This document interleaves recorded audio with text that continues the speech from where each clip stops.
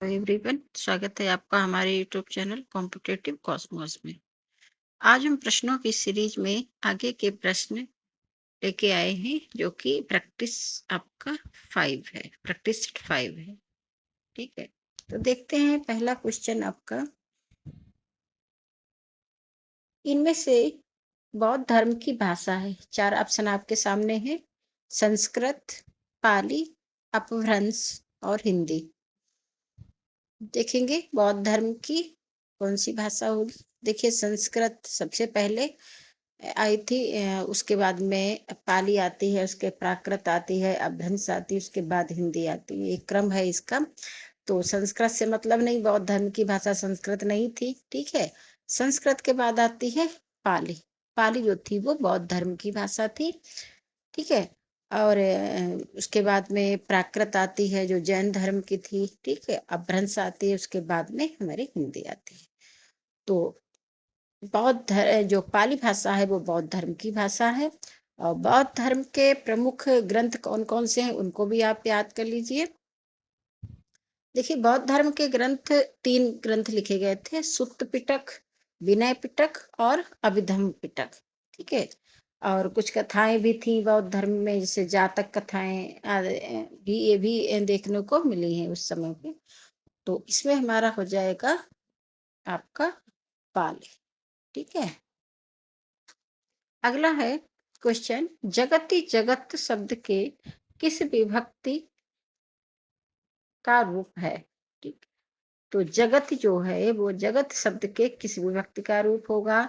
चतुर्थी का होगा, पंचमी का होगा, षष्ठी का होगा या सप्तमी विभक्ति का होगा।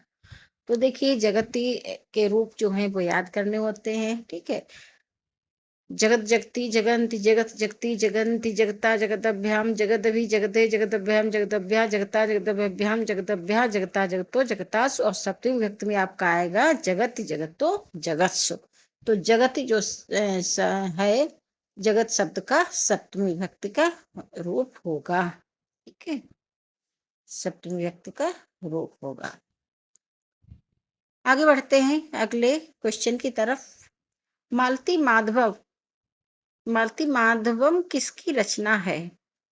ऑप्शन आपके सामने है, 4 ऑप्शन है। भट्ट गोपाल की है, दूसरे ऑप्शन में भवभूत दिए हुए हैं, तीसरे में श्रीहर्ष और चौथे में दंडी। तो देखेंगे कि मालती माधव किसकी रचना है। तो देखिए, मालती माधवम जो है वो भवभूत की रचना है। अगला क्वेश्चन अगले क्वेश्चन की तरफ बढ़ते हैं, देखते हैं। कालिदास के नाटकों में स्त्रियों तथा निम्न श्रेणी के पात्र किस भाषा में बोलते हैं। कालिदास के जो नाटक हैं तो उसमें स्त्री तथा निम्न श्रेणी के जो लोग होते हैं, जैसे दास दासी लोग जो थे, अधम पात्र जो थे, वो किस भाषा में बोलते थे। तो देखिए, वो जो थे वो प्राकृत भाषा में बोलते थे। ठीक है, प्राकृत भाषा का प्रयोग करते थे। जबकि जो मुख्य पात्र हुआ करते थे, कुलीन पात्र होते थे, मतलब उच्च वर्गीय जो पात्र होते थे, वो विशुद्ध वो संस्कृत भाषा का प्रयोग करते थे। ठीक, याद कर लेंगे कि कालिदास के नाटकों में जो निम्न वर्ग के दास दासी स्त्री होते थे वो प्राकृत भाषा का यूज करते थे, और जो उच्च कुल के होते थे वो संस्कृत का प्रयोग करते थे इसमें बोलने में। ठीक है, चलो बढ़ते हैं अगले क्वेश्चन की तरफ, देखते हैं।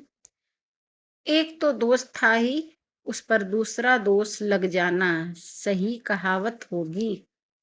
एक तो दोष था ही, उस पर दूसरा दोष लग जाना एक कहावत है। ठीक, इसका कौन सा ऑप्शन सही होगा। पहले ऑप्शन में है अधजल गगरी छलकत जाए, दूसरे ऑप्शन में है हाथ कंगन को आरसी क्या, तीसरे ऑप्शन में है एक तो करेला दूजे नीम चढ़ा, और चौथे ऑप्शन में है छोटा मुंह बड़ी बात।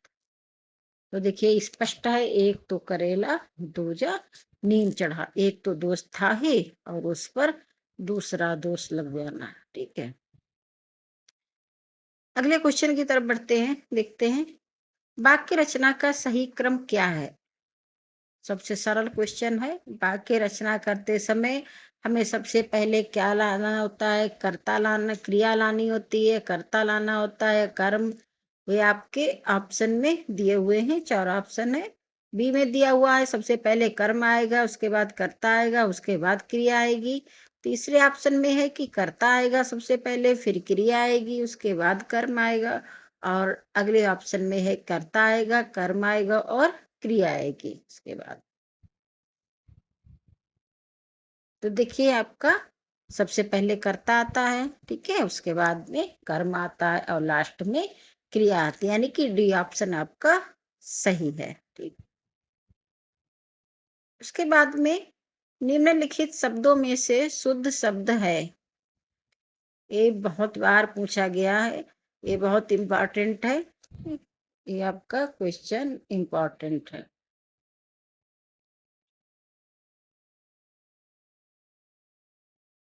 ये आपका इम्पोर्टेंट है, जिजीविषा ऐसे लिखा जाएगा।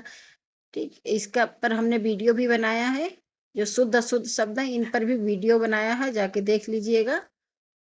जिजीविषा है, जिजीविषा है, जिजीविषा है, ठीक, जिजीविष है। कौन सा इसमें सही होगा? तो देखिए जिजीविषा होता है आपका, जिजीविषा, यानी कि आपका वी ऑप्शन सही होगा। ठीक है, जिजीविषा। अगले क्वेश्चन की तरफ बढ़ते हैं, देखते हैं क्या है अगले क्वेश्चन में। आग्रह का विलोम है, ठीक, विलोम का भी वीडियो पड़ा हुआ है, देख लीजिएगा विलोम शब्द। आग्रह का विलोम है, याचना होगा या दुराग्रह होगा या साग्रह होगा या अनुरोध होगा?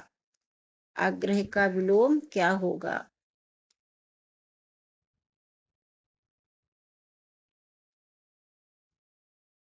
तो देखिए आग्रह का विलोम क्या होता है, दुराग्रह होता है। ठीक, अगला क्वेश्चन है, अनेकार्थक शब्द के रूप में गुरु का कौन सा अर्थ अनुपयुक्त है?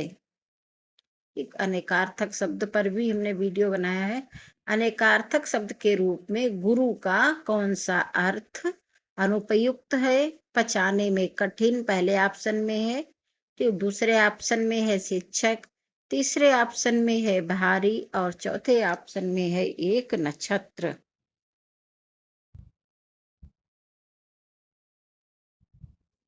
तो देखिए गुरु का क्या होता है, शिक्षक होता है। ठीक है, तो पता ही है आपको, शिक्षक भी होता है। ठीक है, अगला क्या होता है गुरु के मतलब, भारी होता है। ठीक, वो ऐसे कर देते हैं, ऐसे कर देते। देखिए भारी भी होता है, गुरु माने भारी मतलब, ठीक, तो गुरु का अर्थ शिक्षक भी हो जाएगा आपका, भारी हो जाएगा, शिक्षक हो जाएगा, भारी हो जाएगा। ठीक है, ये चीजें दो पता लग गए आपको। ठीक है, और क्या, पचाने में कठिन, ये भी हो जाएगा कि पचाने में कठिन मतलब भारी है, भारी के मतलब गुरु। ठीक है, एक नक्षत्र ये आपका गलत होगा, अनुपयुक्त होगा, यानी कि आपका ऑप्शन डी सही है। ठीक, अगले क्वेश्चन की तरफ बढ़ते हैं, देखते हैं क्या है। सतदल शब्द निम्नलिखित में से किसका पर्यायवाची है? बहुत सरल है सतदल, कमल का है सतदल। शतदल जो है वो कमल का पर्यायवाची है। ठीक, अगला क्वेश्चन है, चंद्रिका का पर्यायवाची है।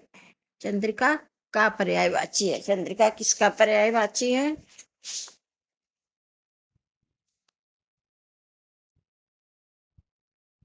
तो इसमें चंद्रिका जो है वो कौमुदी का पर्यायवाची। ठीक है, ये आपका सी ऑप्शन सही होगा। अगला क्षत्रियानी शब्द में प्रत्यय है। क्षत्रियानी शब्द में प्रत्यय है, कौन सा प्रत्यय होगा क्षत्रियानी में? क्षत्रियानी में छत्री, क्षत्रिय प्लस आनी, क्षत्रियानी होगा। ठीक है, तो क्षत्रियानी में कौन सा प्रत्यय होगा? आनी प्रत्यय होगा, यानी कि आपका ए ऑप्शन सही है। ठीक है, देखिए प्रत्यय का देख लेंगे। प्रत्यय क्या होता है कि प्रत्यय वह वाक्यांश है जो किसी शब्द के अंत में जोड़ा जाता है और उसके अर्थ में परिवर्तन लाया जाता है। ठीक है, मतलब उसके उसके भाव को लाया जाता है, जैसे उठान, बनावट, ठीक है, टिकाऊ आदि। आन, आवट, उ प्रत्यय लगे होते हैं। क्षत्रियानी शब्द में क्षत्रिय हमने बताया ना, क्षत्रिय क्या है? मूल शब्द है। ठीक है, और उसमें आनी प्रत्यय लगने से क्या हो गया? क्षत्रियानी हो गया। तो इसमें आनी प्रत्यय हो जाएगा। समास में आए पदों को छोड़कर जब किसी अन्य पद की प्रधानता हो तो कौन सा समास होता है? जो दो पद होते हैं, समास में दो पद होते हैं, जब दोनों पदों को छोड़कर किसी अन्य पद की प्रधानता हो तो कौन सा समास होता है? बहुब्रीहि समास होता है। बहुब्रीहि होता है। द्वंद्व समास में क्या होता है? दोनों पदों की प्रधानता होती है। द्विगु समास में क्या होता है कि पहला पद संख्यावाची होता है। तत्पुरुष समास में क्या होता है कि द्वितीया से लेकर सप्तमी तक कारक चिन्हों का प्रयोग होता है। इसमें उत्तर पद प्रधान होता है और प्रथम पद गौण होता है। बहुब्रीहि समास में दोनों पदों को छोड़कर तीसरे पद की प्रधानता होती है। ठीक है, चार समास बता दिया आपको। आगे देखेंगे, निम्नलिखित में से किस शब्द में व्यंजन संधि है? परमाणु पहले ऑप्शन में दिया है, दूसरे ऑप्शन में शरणार्थी दिया है, तीसरे ऑप्शन में कारावास और चौथे ऑप्शन में तल्लीन दिया हुआ है। तो इसमें व्यंजन संधि किसमें है? देखेंगे आप लोग, तल्लीन में व्यंजन संधि है। ठीक है,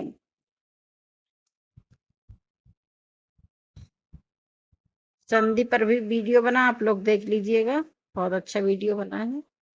आगे वृद्धि संधि का उदाहरण नहीं है, तो सबसे पहले नहीं वाला इसको देख लेंगे। ठीक है, नहीं, हाँ नहीं में बहुत कंफ्यूजन हो जाता है। तो वृद्धि संधि का उदाहरण नहीं है शिक्षैक्य, विषैक्य, मतैक्य, एकैक।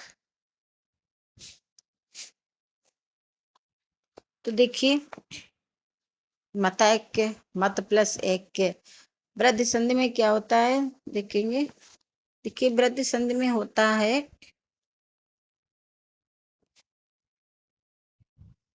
एक बढ़कर के आ ई आ के बाद में, यानी कि छोटा आ और बड़ा आ, इसके बाद में अगर ए आए, ठीक है, आए आए, ओ आए, औ आए, तो क्या हो जाता है? वो एक बढ़ के हो जाता है। ए आएगी तो आए हो जाएगा। ठीक है, कैसे देखेंगे अभी इसको जरा। जैसे आपका दिया हुआ है एक एक, एक और एक प्लस एक। ठीक है, अब यहाँ पे क्या है? यहाँ पर आपका आ है, आ के बाद क्या आया? ए आया, तो दोनों को मिला करके क्या हो जाएगा? आय हो जाएगा। ठीक है, आय हो जाएगा। तभी यहाँ पे क्या हो गया? एक का एक हो गया। एक प्लस एक बराबर एक का एक, आ प्लस ए। ठीक है, आ प्लस ए बराबर आय हो जाएगा। एक बढ़ जाता है, इसमें एक मात्रा बढ़ जाएगी। अगर आपका ओ आ रहा है तो औ हो जाएगा। ठीक, ओ है अगर एक जगह पे ओ है तो औ हो जाएगा। बस इतना है, इसमें वृद्धि संधि सबसे सरल संधि है। ठीक, तो इसमें कौन सा हो जाएगा? वृद्धि संधि का उदाहरण नहीं है, तो ये शिक्षक के ये उदाहरण नहीं है। ठीक, शिक्षक नहीं है, शिक्षक है। ठीक है, शिक्षक होता तो हो जाता। ठीक, शिक्षक है आपका।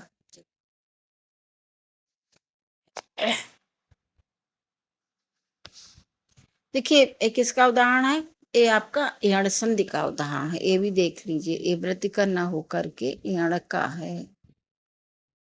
ठीक, ये यण संधि का उदाहरण है आपका। वैसे ये आपका शिष्य दिया हुआ है, शिशु प्लस एक के हो जाएगा आपका शिशु एक, शिशु प्लस एक, तो एड़ संधि का उदाहरण हो जाएगा। ठीक, अगला देखेंगे, इनमें से कौन सा शब्द सदैव बहुवचन में प्रयुक्त होता है? प्राण, ये क्वेश्चन बहुत बार आया। ये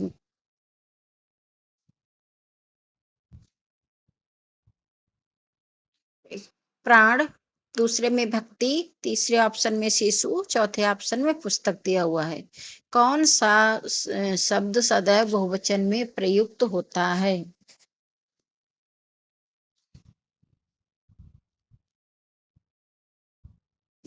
देखिए इसमें जो हो जाएगा आपका प्राण, प्राण हमेशा बहुवचन में प्रयुक्त होता है। एक वचन बहुवचन पर भी वीडियो पड़ा हुआ है, देख लीजिएगा। निम्नलिखित शब्दों में से पुल्लिंग शब्द का चयन कीजिए। ये भी आपका कई बार पूछा गया है।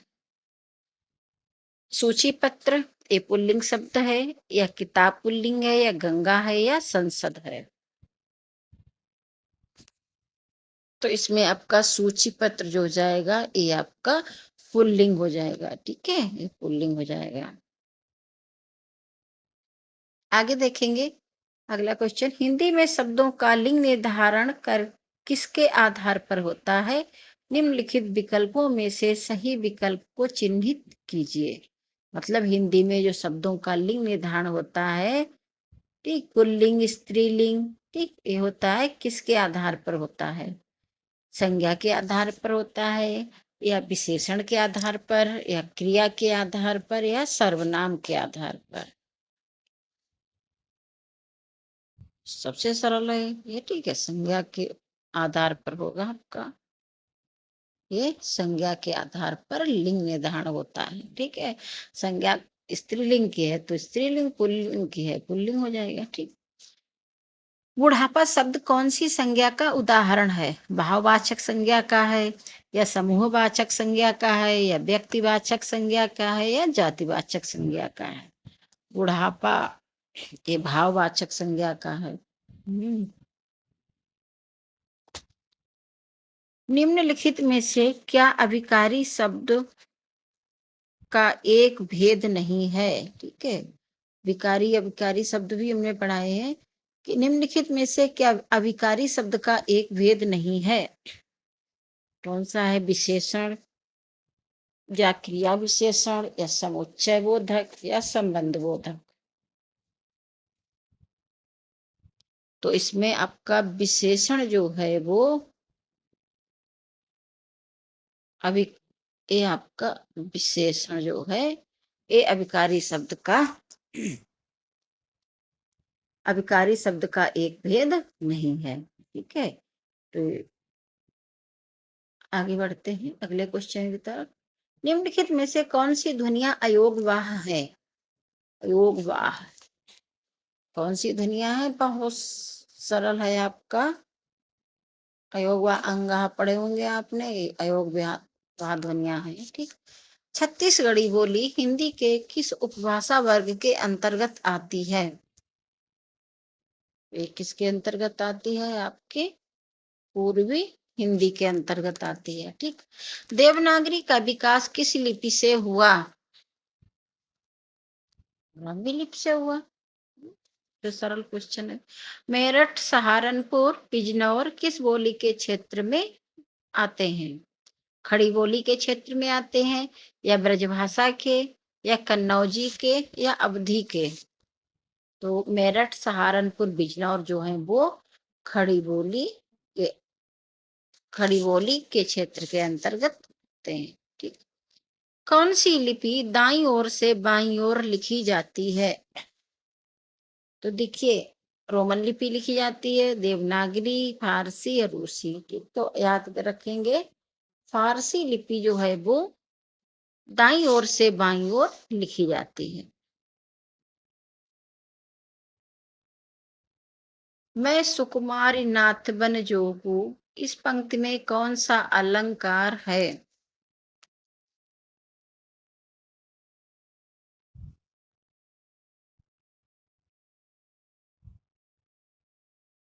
तो देखिए इसमें, मैं सुकुमारी नाथ बन जोगू, इसमें आपका काकु वक्रोक्ति अलंकार है। इसमें दिया हुआ है सभंग श्लेष, अभंग श्लेष, श्लेष वक्रोक्ति और काकु वक्रोक्ति आपका अलंकार है। काकु वक्रोक्ति अलंकार है। देखिए इसमें क्या है कि इसमें सीता जो है, सीता जो द्वारा स्वयं को कोमल, ठीक है, कोमल तथा अपने पति राम को बन के योग्य होने का व्यंग इसमें किया गया है।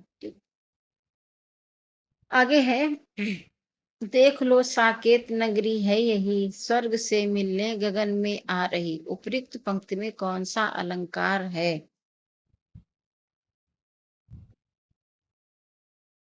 इसमें क्या है, इसमें बढ़ा चढ़ा के किया गया है तो अतिशयोक्ति अलंकार हो जाएगा कि देख लो साकेत नगरी है यही, स्वर्ग से मिलने गगन में आ रही, तो इसमें अतिशयोक्ति अलंकार हो जाएगा। जन्म सिंधु पुनिबंधु विश्व दिन मलिन शकलंक, आगे क्या है, सिय मुख समता पाव किमि चंदु बापुरो रंग। ये भी कई बार पूछा जा चुका है।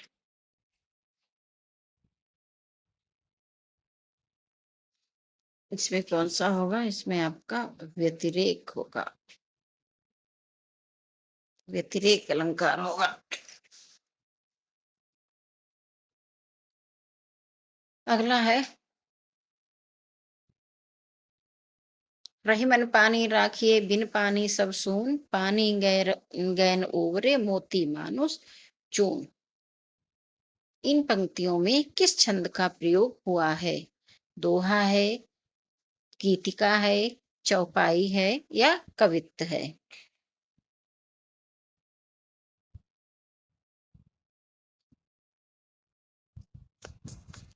इसमें क्या है? दोहा है, दोहा है आपका। नैनों का नैनों से गोपन प्रिय संभाषण में, इस संभाषण में कौन सा रस है? नैनों का नैनों में गोपन प्रिय संभाषण में कौन सा रस है?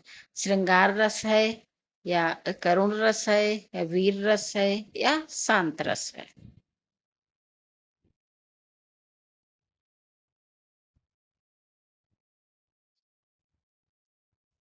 तो इसमें आपका हो जाएगा श्रृंगार रस। ये आपका श्रृंगार रस है। अगला क्वेश्चन है, हमहारी कह के हाहा पाइन परियो प्यरू लेहु कहा उजहू किए ते तोरियो तेरू। ये बिहारी जी का है। इस दोहे में कौन सा रस है? संयोग श्रृंगार है, वीर रस है, विप्रलंब है या हास्य रस है? तो देखिए इसमें आपका विप्रलंब श्रृंगार है। ठीक, भरत मुनि ने रसों की संख्या कितनी मानी है? तो भरत मुनि ने रसों की संख्या कितनी मानी है? 8 मानी है। ठीक है,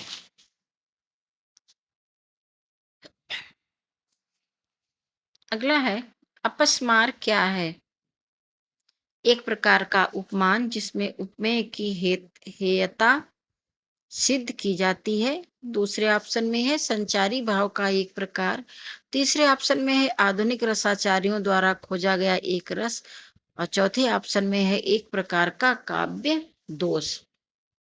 तो देखिए इसमें क्या है, आपका ऑप्शन सही होगा, संचारी भाव का एक प्रकार होता है अपस्मार। ठीक है, संचारी भाव आपके 33 होते हैं, 33 संचारी भाव होते हैं जिनमें एक अपस्मार भी होता है। अगला देखेंगे, इनमें से किस विद्वान का कोई भी ग्रंथ उपलब्ध नहीं है? शंकुक का कोई ग्रंथ उपलब्ध नहीं है, भट्टनायक का, भट्टलोलट का या अभिनव गुप्त का?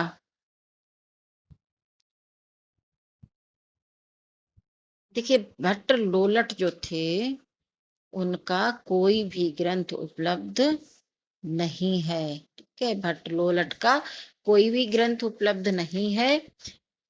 ये भरत मुनि के रस सूत्र के प्रथम व्याख्याता कार हैं। इनका दार्शनिक मत मीमांसा दर्शन है तथा इनका सिद्धांत उत्पत्तिवाद या आरोपवाद है। ठीक, याद रखेंगे। अगला क्वेश्चन है कि प्रबंध काव्य में संगठन किसके द्वारा किया जाता है? देश काल के द्वारा किया जाता है या चरित्र के द्वारा या कथोपकथन के द्वारा? चरित्र के द्वारा, कथोपकथन के द्वारा या कथानक के द्वारा है? तो इसमें आपका ऑप्शन डी सही हो जाएगा, कथानक के द्वारा। चिर जीवो जोरी जुरे क्यों न स्नेह गंभीर, गंभीर को घटिए वृषभानुजा बेहलधर के वीर। इस दोहे में क्या है? अभिधा मूला शाब्दी व्यंजना है, ठीक है, या लक्षणा अवधि मूला शाब्दी व्यंजना है, या लक्षणा मूला शाब्दी व्यंजना है, या प्रयोजनवती सारूपा लक्षणा है, या गौणी मद साध्य वसाना लक्षणा है। इनमें से कौन सा सही होगा?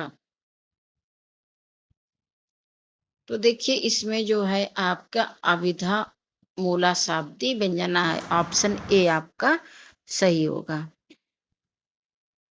कौन से आचार्य ने चतुर्वर्ग की प्राप्ति को काव्य का प्रयोजन माना है? तो देखिए इसमें ऑप्शन भामा है, बामन है, आनंद बर्तन और दंडी है। इसमें आपका ए ऑप्शन सही होगा, यानी कि भामा।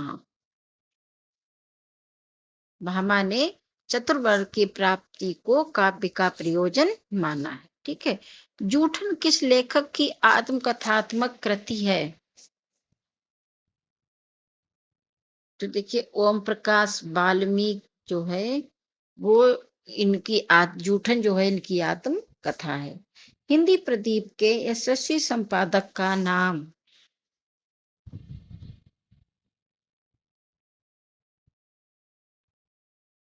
बालकृष्ण भट्ट। ठीक है। तो ये आपके क्वेश्चन जो थे,